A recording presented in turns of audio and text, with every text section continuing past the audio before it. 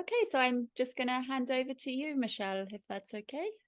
Thank you, and hello everyone. Thank you for coming to my talk today and listening to me discuss exploring the intersectionality of human-donkey realities within the global skin trade. That's a massive sentence, and I'm hoping that by the end of today that we'll all understand what that means.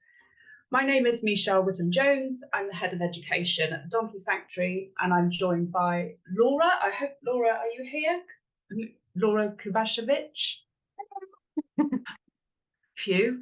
And we've also got Kerry Herbert, that some of you will already know, who is a PhD researcher here at EASE. She's going to be helping us with the workshops later on. I'm going to do around about 15 minutes where I'm just going to set the scene of what the donkey skin trade is. Some of you may well already know, and some of you this could be completely new to. And then we're going to have some breakout groups, hopefully time for some question and answers between us. So because this is a workshop, I'm really hoping that the questions won't just be from myself and Laura. I'm hoping that they'll be between you.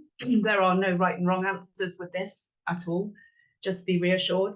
And then finally, we'll have a very short Mentimeter 3-question kind of voting thing at the end, just to confirm. So I'll move on. It's really weird when you can't see people, or all I can see is my screen. Okay, so this all started with the Chinese period drama Empresses in China. Well, it didn't start, it came back because of this period drama. So this is a Chinese period drama that was 4 months in 2011, and it became a real hit. And this series is credited with a resurgence in Chinese traditional medicine and the imperial past. And it really is the kind of catalyst for the start of the decimation of working donkeys, indeed all donkeys probably, worldwide.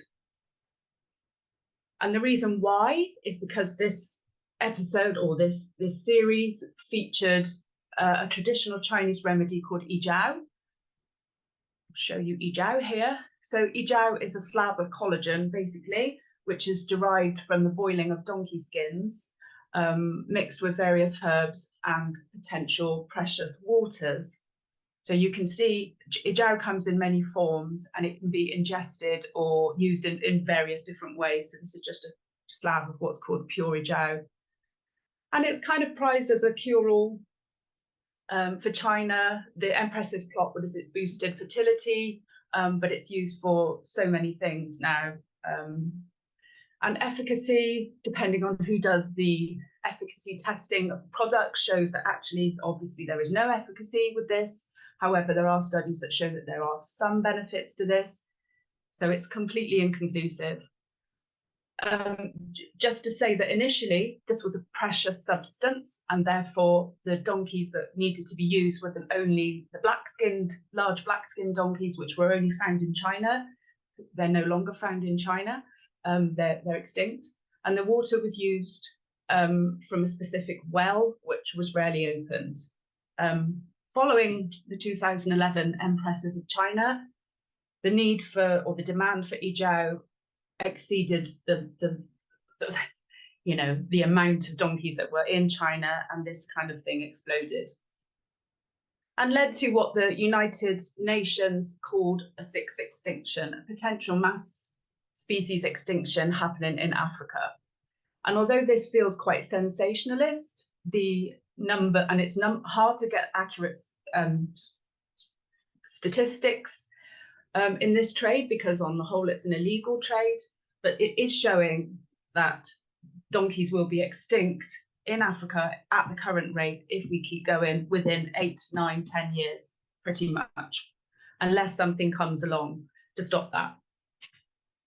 So, as I said, the demand for yijiao became much greater than the supply of donkeys in China. We've got to the point, this statistic is a little old now, 4.8 million as an estimate was how many donkey skins was needed per year to satisfy this trade. China used to have 11 million donkeys.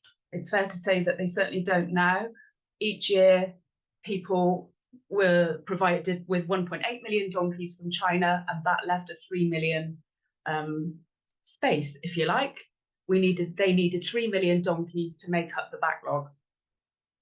So from 2016, a network of agents and buyers were sent out across the world seeking 4.8 million donkey skins a year.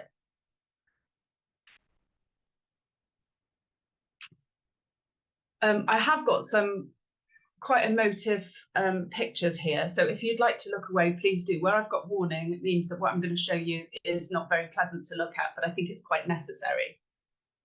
So Ijao is worth up to £620 per kilo as it stands. The increased demand for donkey skins has inflated the cost of donkeys by 400%, 300% to 400% in some countries. So donkey ownership has become unaffordable for many, and donkey theft is rampant. So as you can imagine, the agents went to places where poverty was rife, Africa being the place, the continent on the world that has the most donkeys, and the people that were the most vulnerable.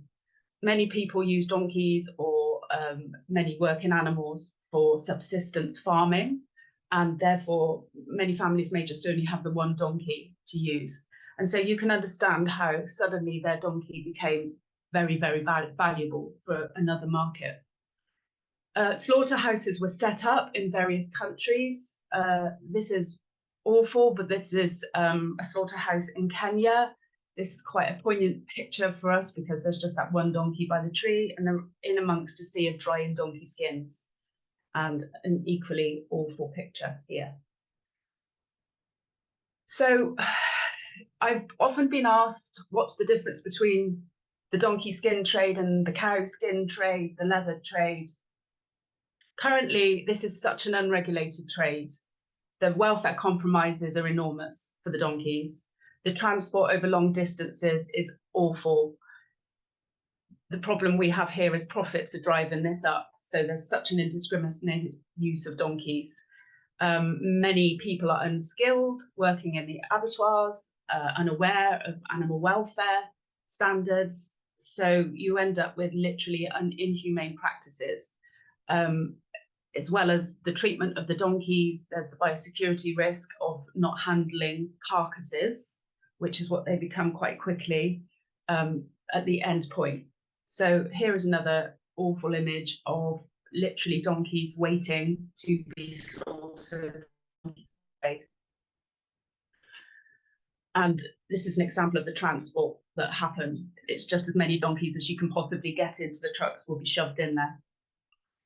Okay, so obviously there's an enormous welfare challenge here for the donkeys that are in this trade. And then we have the lack of hygiene at every stage, which causes a major biosecurity risk. It causes a biosecurity risk at home, in the where these people live amongst the donkeys, a biosecurity risk to us, a biosecurity risk to all environment or ecosystems. So there's been serious multiple instances, as I've written here, of environmental pollution. The Donkey Sanctuary worked with the National Geographic to write an article. I can provide all of these references at the end for people who want them. And what we found is that there are local rivers affected. So water chains are, the water supply is completely compromised. There's an example here of the Bochang slaughterhouse in Botswana, which the waste seeped into the local river, which supplied the neighbouring town with water. Obviously, there are wildlife living in that river. Untreated waste attracts other animals, for example, birds, rodents, and feral or wild dogs. And I'm going to show some more images of that right now, just so that you know, look away if you don't want to see it. Because this is a very quick turnaround business here. Carcasses just pile up, they're not needed. So, and they're left often in big piles outside of these places. You can imagine the liminal animals that live around these places are very interested in this site. Okay, so if we think about zoonosis, the transmission of disease through from other animals to humans back through to other animals, the zoonosis change. If we think about that through a one health, one welfare lens, this affects everybody.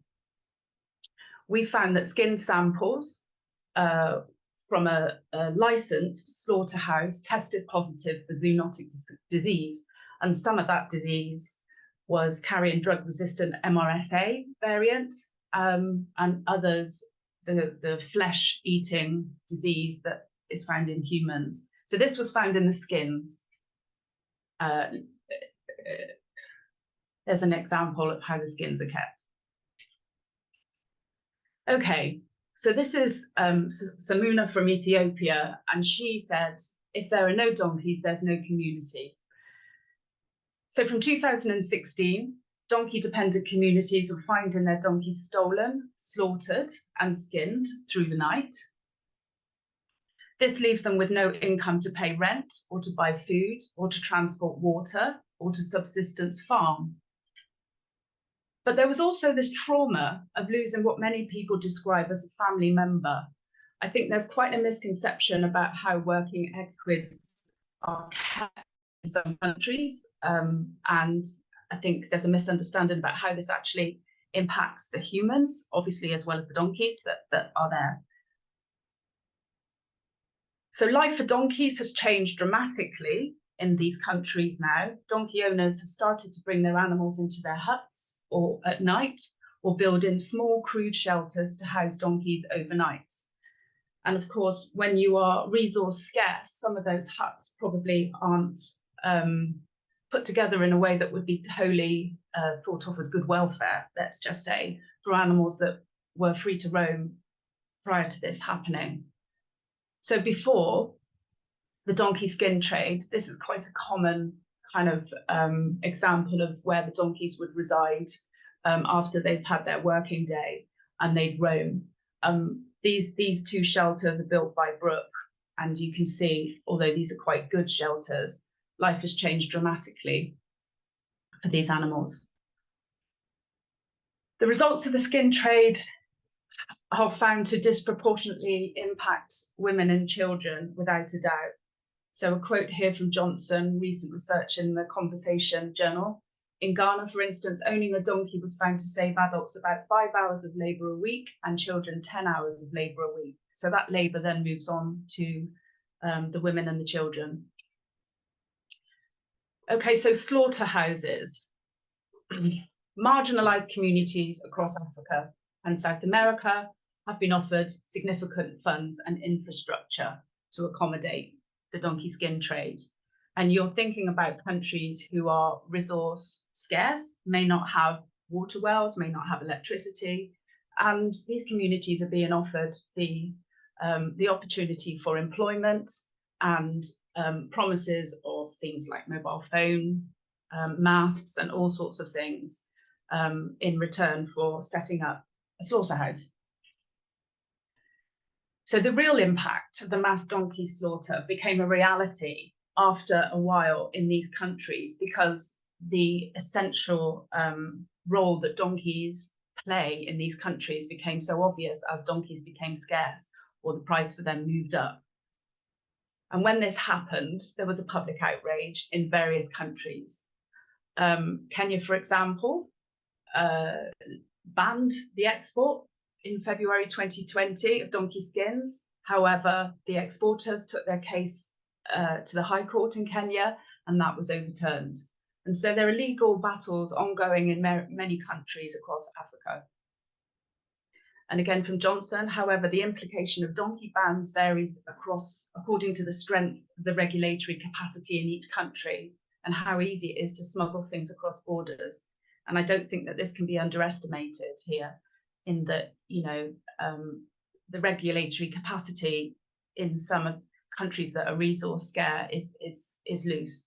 And you can imagine the amount of money that's available for smuggling. So this is akin to, you know, the rhino horn or elephant ivory. I won't go through all of this. Welcome to have these slides afterwards, but the opposition to the trade started in 2015 in Pakistan, where they banned trade at their first finance meeting. And we keep going around where, you know, even eBay became involved in 2017, where they banned the sale of Ijao up into, and obviously this finishes at 2019, but this story keeps going on and on. Okay, I think I want to make it very clear that I'm not saying that this is a Chinese herbal medicine issue completely. This is not a one country problem. This is an issue of how humans use animals, and it's not limited to the lifestyle of one country. So this pattern and what's happening in the donkey skin trade is a pattern that we can probably discuss is happening and has happened across the centuries with our use of animals.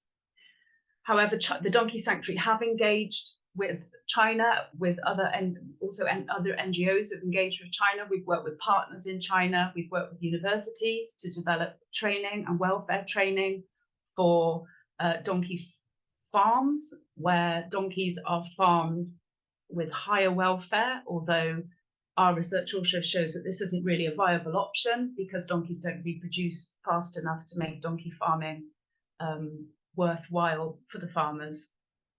We've worked with industries, including the Ijiao industry. You know, there are enormous conglomerates overseeing the Ijiao industry.